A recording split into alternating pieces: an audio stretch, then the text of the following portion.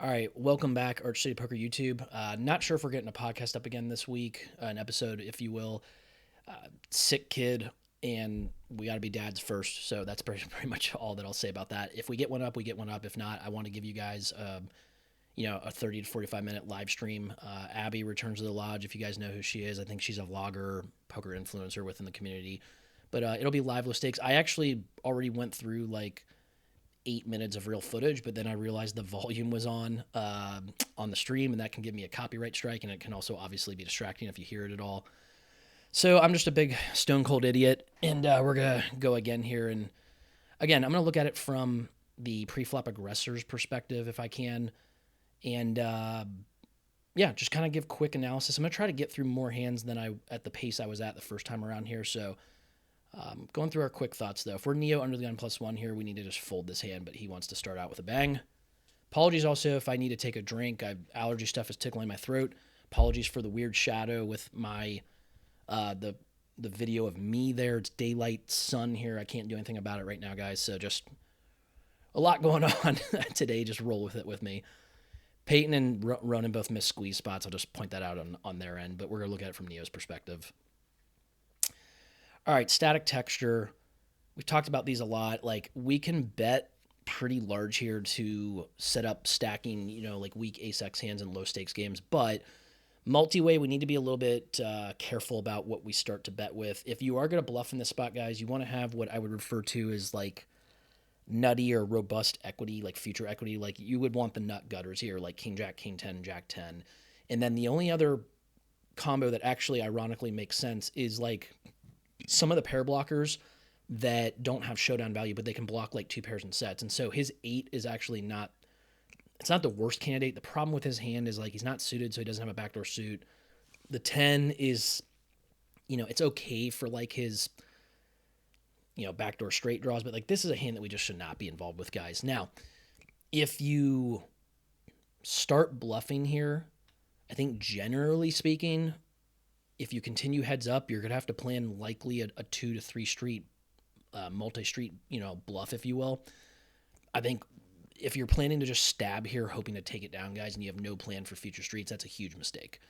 So if we end up continuing multi-way, though, might need to consider shutting it down because you need a lot of fold equity on future streets to make that a profitable play. So Neo is going to continue for 12 into 22.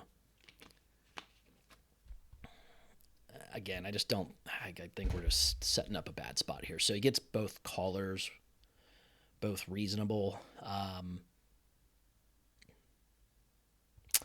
Here's the problem, guys. If you were betting, and I'm not saying he should be betting out of position on a dynamic board, but if you were and your opponent's just called and you got a brick, you would know that they're very capped. However, on the static and dry boards, you don't really know that because there's not as much vulnerability there. And so they're going to have like between their collective ranges, you're going to have a lot of ace-x, and you might have better than that some of the time just because of how static this board is.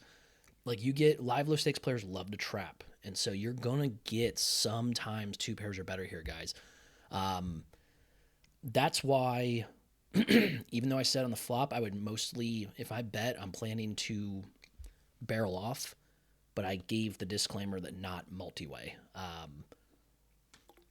I just think that this is way too ambitious of a spot. It's just way too likely you get called again, and then you're planning a very ambitious triple barrel, and you're hoping to get heads up to the river at that point. But we'll see what happens. Excuse me, guys. So Neo is going to continue with, it looks like 2/3 pot. I do like that he's starting to size up. You want to start to make them think you're planning to threaten stacks on the river. He's very lucky that both players do not have an ace here because it's going to work. His line looks really strong. It looks like ace-x or better. That's why it is a pretty good spot to bluff if you do have... I just think you need a little more, excuse me, guys, in the form of like king, jack, and king 10 work better because they do, I hate talking about blockers and low stakes, but they do block more of your opponent's continues, and that matters multi-way. And that's why we talk about it a little bit more on the PLO side of the training site. But I just think this was way too ambitious. Like, if you guys are opening 10-8 offsuit, please stop. You're going to lose a lot of money playing poker if you're doing that in a ring game like this. Next hand. All right, looks like Abby raised in the hijack with ace 10 offsuit. Ronan cold calls in the small blind. That's a 3-bet spot, in my opinion. And then Neo correctly squeezes. If we're Abby guys, the only thing we could ever do is 4-bet bluff. And it would be rarer with this combo. I think you can use a tighter range like ace 10 suited for your bluffs, king queen suited.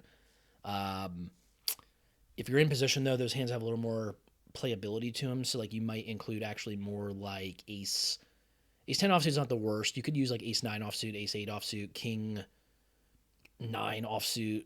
If you want, like, it doesn't matter much, guys. Like, you got to get the idea, like blocker hands, like king 8 suited, maybe king 6 suited, ace 4 suited. But those, some of like the better suited combos have better playability in position. If you're out of position, you would tend to play back at them with 4 bets or nothing. But you would have to know your opponent's pretty loose to actually consider a 4-bet here. I think this is just a fold spot. And that's what I would do against 99% of unknowns in these low stakes games.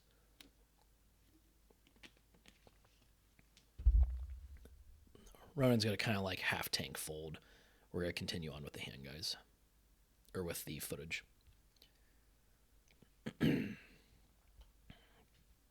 right, I remember this one. We get a limp pot. We're going to look at it from Neo's perspective in the big blind because that's the only reasonable spot that we would ever be in here. We would never limp in these spots. We would never over limp, guys. We're not in the business of doing that. There's no skill edge to it. If you're in a room that's you're paying rake, that's not good either.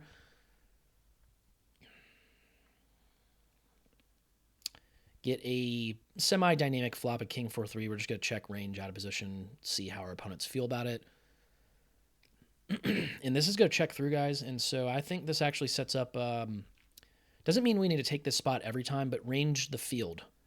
I know that you guys struggle to range one opponent, but it's not too hard to range your opponents collectively here. 6-5 would have probably stabbed the flop at least some of the time. Flush draws would have stabbed some of the time. King X or better probably stabs a vast majority of the time. Pocket sevens might stab a little of the time. So there's not a ton here that they have on this turn that all of a sudden makes them want to be in this hand until the end. So I know it's a little, like, we don't want you guys to get in the habit of bluffing, especially out of position, into 3 players post-flop. But you guys are going to miss out on a lot of these spots if you don't understand that, like, yeah, you flop nothing, you pick up a gutter. But, like, it's not so much about what we have here. Like, range your opponents and then figure out now what is our hand based on, what they have. Do we have an opportunity here to potentially bluff? We've got a heart blocker. We've got the gutter. Maybe if we river an ace, it's good. I just think we have a clear spot against a capped field to actually put in a bet here. And then I don't mind if somebody calls because I think I can get them off their range on the river a lot. So you don't have to always take this kind of spot. It depends on the exact turn and how it can hit your opponent's range. And I think they have this backwards. I think the 7 came in on the turn, obviously. But, yeah, so Neo does start with a little stab, a probe. And again, the plan needs to be to mostly follow through on river. So Peyton calls with just jack high on the turn. I don't know if he's planning a float. It doesn't make any sense to me. I would never put my opponent really on a jack X hand here because the only jack X hands that make sense to check back flop and then call turn would be jack X of hearts, and then the jack of hearts comes in on the river. So just due to removability, he can't have a jack here. Like, he just should never have a jack, but he does. Could there be a few flush draws that check back flop that are like, weaker flush draws that now call turn from a passive 1-2 or 1-3 player? Sure. And they're never going to fold it for any sizing. So, I talked on the turn about betting, playing a barrel. I would plan a lot of overbet barrels on the turn, or on the river rather. Not on a dynamic changing river like this though, even if I don't think my opponent has that many flushes, but I think they have a lot of like one pair hands and we can just bet pot. Excuse me, and get a lot of those hands to fold. So if I'm Neo, I'm betting pot with my lack of showdown value and my heart blocker. I don't think the straight blocker matters as much. We would have been raised with 6-5, so I don't care about that. It's actually kind of bad to probably have it, but he checks, and Peyton's probably going to showdown. I think Ronan called on the button too. Oh, hang on. Peyton bets on the river. This is I just like completely missed this hand from the first time around. I don't know why Peyton's betting. I don't think he gets any value from worse. I still think it's a decent spot. Like multi-way. Again, I don't think there are that many flushes that I still think you can bet pot if you're Neo on the river and get both players to fold enough to make it profitable. It's also a good example of why we don't want to run too many of these because it's hard to get two players to fold. So checking river it's fine. If he continues, I think that's fine too. Multi-way. I thought originally when I watched this, he only had Peyton in the hand with him. I don't get Peyton's bet at all. You have showdown value. He's just turning the hand to a bluff. I don't think he needs to. I think it has just enough showdown value. Apologies for the sounds, guys. It's just this allergy crap.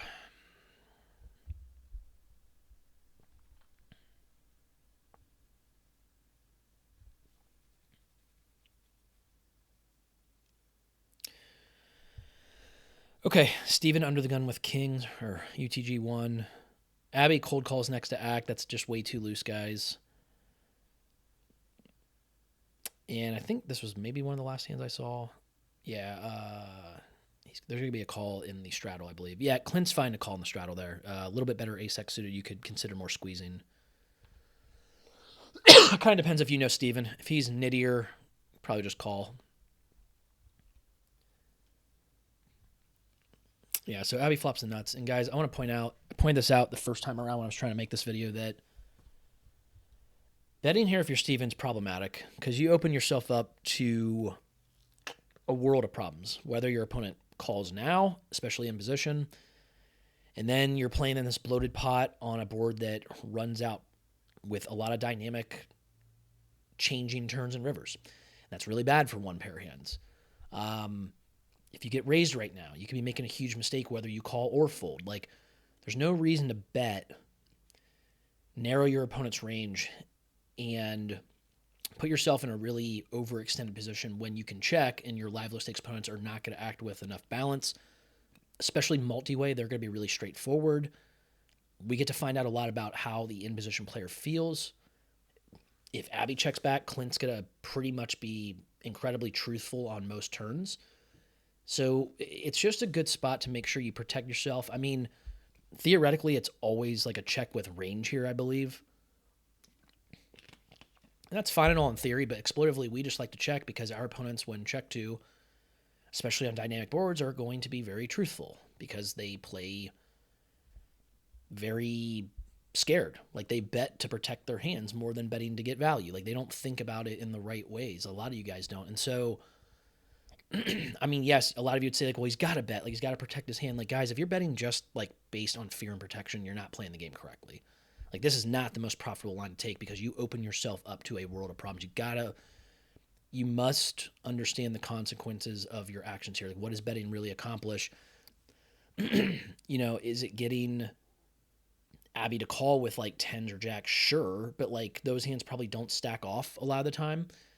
But and the problem here, guys, like, you want to think about it, like, if you do want a little theory or, like, a little quick lesson about theory, like, your opponent's cold call ranges are completely uncapped here. They have all the straights and sets, and you don't have as many of them. And that's why you can't overextend. You can't bet that large here. You can't bet that often here. Like, you don't have that much of an advantage, especially multi-way. That's why when you come over to the site and you look at the PLO content, that's why we're doing a ton of checking from out of position also. Like, you just don't have an advantage on most every board. Equities run closer together in that game, but, like, here, if Abby calls with even, like, a pair plus draw hand, like, you're 50-50, like, and you're out of position. It's not a great spot, even if you are, like, a little bit shallower. So if I'm Steven, I check and I evaluate what Abby does. And if Abby's an aggressive enough player, you could consider some check jams if you're shallow enough, but you can also check call and evaluate turn. You just put yourself in a position to not overextend. So he bets half pot. And if I was going to bet here, it's good to not bet too large and overextend. If I was ever going to bet, I'd probably bet a lot smaller, but I wouldn't bet at all. Excuse me, guys. So Abby's going to raise. She absolutely should. Steven clearly likes his hand three ways on a 7-high connected texture. Like, he's going to have a lot of overpairs. She wants to get max value out of those. I would raise to pretty much the exact amount she would here and set up that turn shove. Steven's going to call. I mean, that's the problem, guys. Like now, like against a known aggressive player like Abby, you can't really fold this hand. And now you've put yourself in a position where you're going to have to commit on a lot of turns. And, you know, against her range, like you're not doing all that well. And it's like we did not want to put ourselves in this position to begin with. That's why we don't want to bet.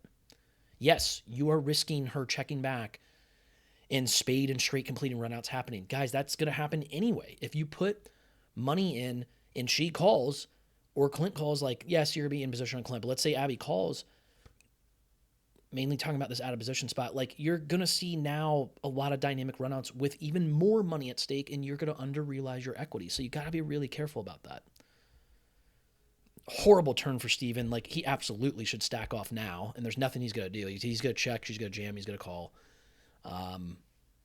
Because she could have sets. She could have all her draws. Like, you're absolutely putting it in here. And they're going to end up running it twice.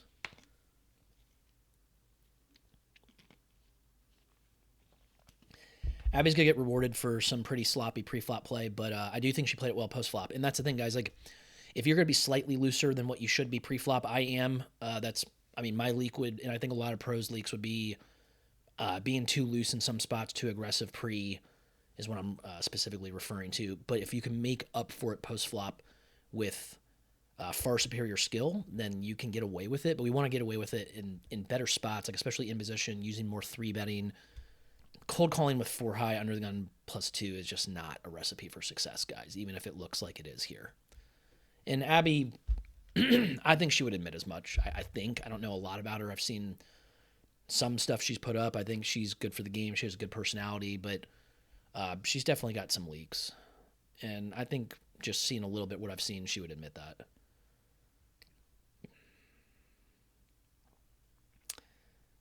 So I think she scoops both. I think I remember this being kind of funky at the end. So she scoops both. And we'll move on to the next hand where then I left off and realized the volume was still on. Oh, little too far. My bad, guys. Let's go back. All right. Neo, I think Ronan limped in the hijack, it looks like. Neo raises on the button to try to isolate with Jack 9 offsuit. We don't need to go that wide, guys. Abby calls in the straddle with 3s. Sean calls, he limped to begin with, and the low jack was 7-6 offsuit. Yeah, not good. Okay, so looking at it from Neo's perspective, this time we're in position on the field. All right, so dynamic texture, and yeah, if we're Neo, 4 ways, guys, like heads up, we would look to bet range small. Your opponents are going to play really straightforward against that strategy, and not that they won't when you're 4 ways, but it just, you don't need to overextend and bet your whole range in the spot. Like I would start to clean it up, like remove a lot of the air in a lot of the combos that you aren't betting for value. A lot of them are going to be tied to like more, high equity, like kind of semi bluffs. Like you'll have like flush draws, straight draws here. You don't need to go too much wider than that. So deuce of diamonds on the turn. See these quick checks. You see how they're having like kind of a good time? There's these quick checks. If I'm Neo now, guys, I think a lot of top pair bettors get a bet turn here from the field. And it's not that you don't sometimes get some slow plays, but you're going to get check raised by a lot of the top of their range here if you do bet smaller. And I would go smaller here. I think that something like $40 to set up river barrels makes a lot of sense because you're going to get a lot of one pair to fold. You will get them to call with like some, ace of diamonds X type of hands, like the flush draws. The 1-card flush draw hands will do a lot of peeling incorrectly in live low stakes games here. But if I'm Neo, we now have been checked to twice. This is a clear spot with $100 in the pot to put in a smaller bet. If we take it down now, great. If we get a call, we're actually kind of happy about that too. We just need a cleanish run out, and we're going to get them to fold on the river. So Neo checks back. I think that's a miss spot from us there. Like, we don't have showdown value at the jack high. We can get a lot of hands that are better to fold.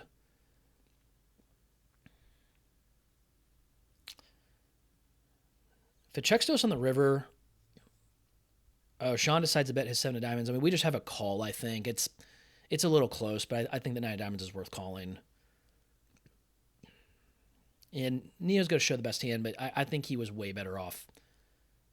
Like, he could have got Sean to call turn, and then if we get this river, we probably just check back with showdown value. Excuse me, guys, but clear spot to stab turn playing into barrel river. It's a miss by Neo there.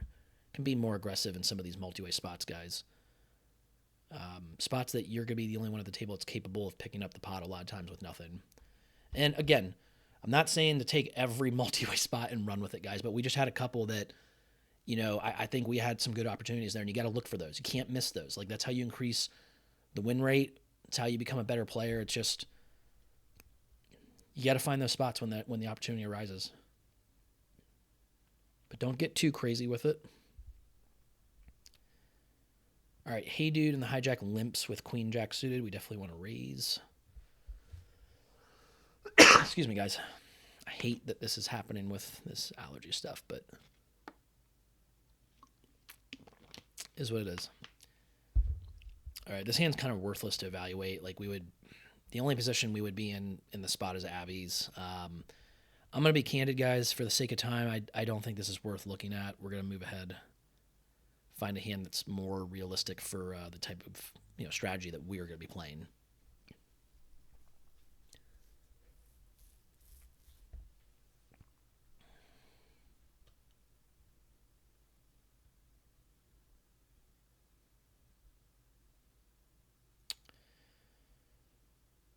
Oh boy. Okay. I think we got a limp from the 4-2 suit. Oh, we got a raise. Okay, way too loose. It's better than limping, but it's way too loose. We're going to have to play this from Sean's perspective, I believe. Way too loose of a call from MJ. Peyton in the big blind is going to call. Also too loose. It's close, but too loose. All right, Sean's perspective. We're kind of sandwiched in between these two now.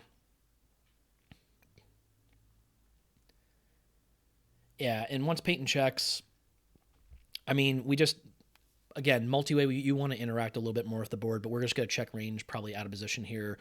The only way that we're not going to check, guys, in this spot is if the player, like sandwich like this, if the player in position is way more passive than what is standard, and or they're really shallow, and we have a value combo, like we can just exploitively start betting.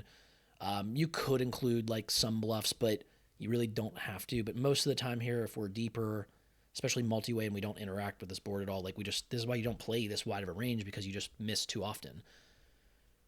So, but it is a stream game. These guys are probably going to do things that are way out of character and honestly bad. That's why we're evaluating it, because you guys might be one of these guys. You're like, hey, I'm going to play this 4-2 suited. They'll never see it coming. Like, guys, the suited connectors and gappers and the trashy stuff, like, their profitability long-term is very dependent on fold equity, and you need that from position and better information. That's why we can't play these really out of position like this, because you just put yourself, like, you just overextended, basically. Get a call from MJ and Peyton. I think both are very reasonable given their hands. Board pairing 9. I mean, now if you're Sean, you absolutely have to just give up. You have to give up. Their range, I feel like I saw that he looks like he's gearing up for a barrel here. I don't think the Nick game's even on. Even if it was, this is just dumb. A 9 is one of the worst cards that can come, because your opponent's calling ranges are going to be a lot of 9x. A lot of top pair, a lot of 9x, a lot of draws. And so when both of them call, this is suicide. You need so much fold equity to make this play profitable, and he has close to none, and he has no immediate equity with his hand. I mean, this is just a clear punt, guys. I try to be as respectful of the players on these streams as I can, because I don't know them. I'm not trying to be a jerk about it. But, Sean, if you were watching this, you need to stop doing this, because this is a clear punt. I can't say it candidly enough. Absolutely horrific line so far. And if I'm MJ, I think Sean has a really strong range here. Like, I want to raise. I want to get value out of my hand. I don't mind denying Peyton's equity. Like, we need to raise here.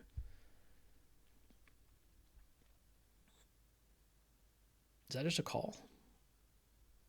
Yeah, guys, we don't want to just call. Generally speaking, like the only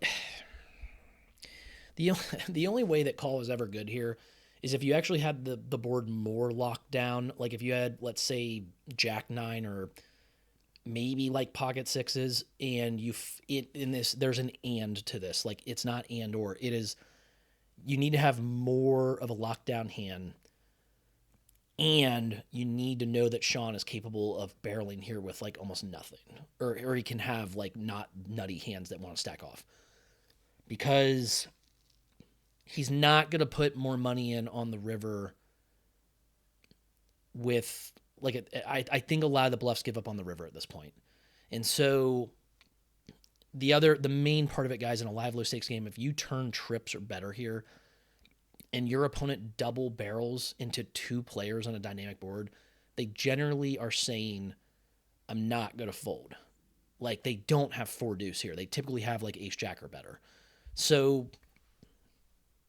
we need to raise. Like when your opponent tells you I have a really good hand and I'll play for it all, and you believe you're ahead of their range, you don't want like a heart or straight completing card to come off on the river, not because you're afraid of getting sucked out on. That's what a lot of you would think, over 95% of you. But the correct thought is we don't want those cards to come because they'll kill our action, and they won't call it. They won't call the rest of it off with like kings. So MJ needs a shove here, or not? Yeah, shove would be good at their stack depth. Good fold by Peyton. Okay, so bad. This is what I was talking about, guys. Horrible card for MJ, because if Sean did have aces, kings, or queens, like you're almost certainly beat now. You're beat by the Jack X that was calling. You're beat by the 9X that might have slow played. You're beat by hearts. And so now MJ's up against like potentially a better hand, but also hands that are never calling.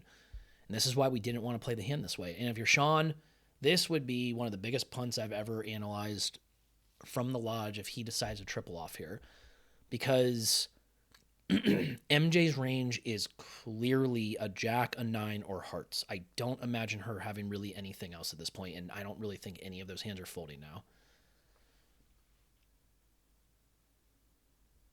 Oh my God.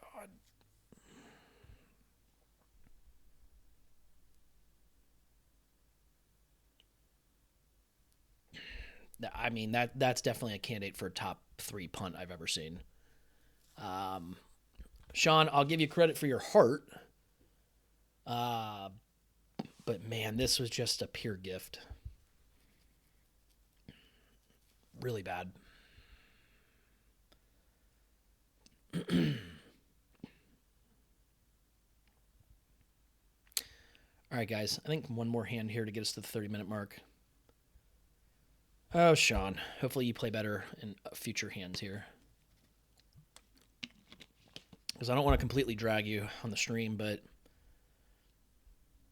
I'm going to if you're going to punt like that.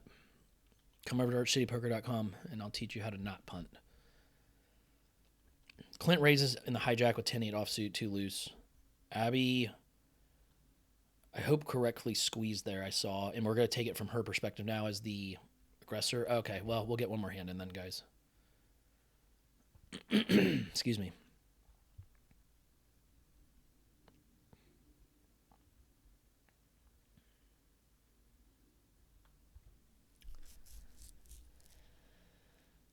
All right, Abby in the cutoff with 9-8 suited. Good spot to raise, definitely.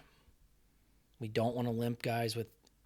You don't want to like just raise your good hands and limp your speculative stuff. You want to be unpredictable, and you want to raise this hand. You want to build a pot with this hand. You raise the cutoff specifically also to get button to fold, and you gain position on the field that way. So stop limping in that spot. Definitely raise. Good job by Abby. Ronan calls in the big blind with ace 10 offsuit. I think that's reasonable. I mean, you could, if your opponent's looser, you could consider 3-bet, but it's fine to show up with some offsuit, weaker broadways to be able to play a little bit tougher on the Broadway heavy boards. All right, so interesting texture. Very wet, but very static. Flushes are going to remain the nuts on most every run out.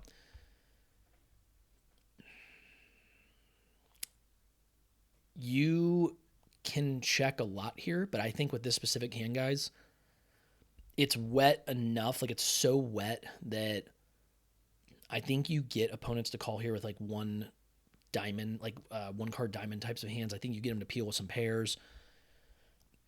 Your opponent can hide the strength of their hand a little bit on this kind of board, but typically you will see check raises from like sets, especially like, and especially a part of their range that's more vulnerable. Like, they'll get trappy with like nut flushes actually, but they'll raise like weak flushes and like sets. But we block a lot of the sets in two pairs. Again, blockers, whatever. I would bet small. I'd bet like 10 here, guys. If I'm Abby, I think you get value definitely from worse. She bets pot.